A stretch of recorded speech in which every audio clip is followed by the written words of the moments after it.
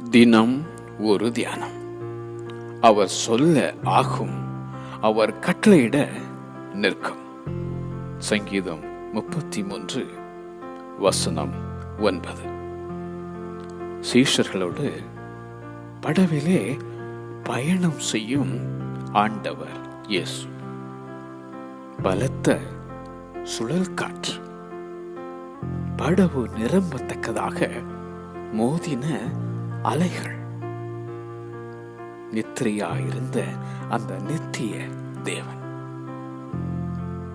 மடிந்து போகிறோம் என மனம் உடைந்த அந்த சீஷர்கள் காற்றை அதட்டி அந்த கடலை பார்த்து அமைதலாயிரு என்ற அந்த அன்பர் இயேசு. காற்றும் கடலும் கர்த்தருக்கு கீழ்ப்படியும்.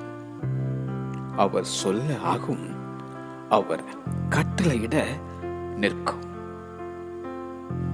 அலை மோதும் ஒரு வாழ்க்கையோ, உன்னை சூறையாடு வரும் சுழற்காற்றோ,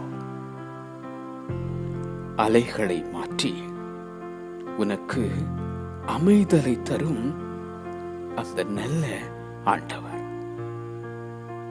அவர் சொல்ல ஆகும், அவர் கட்டளையிட நிற்கும்.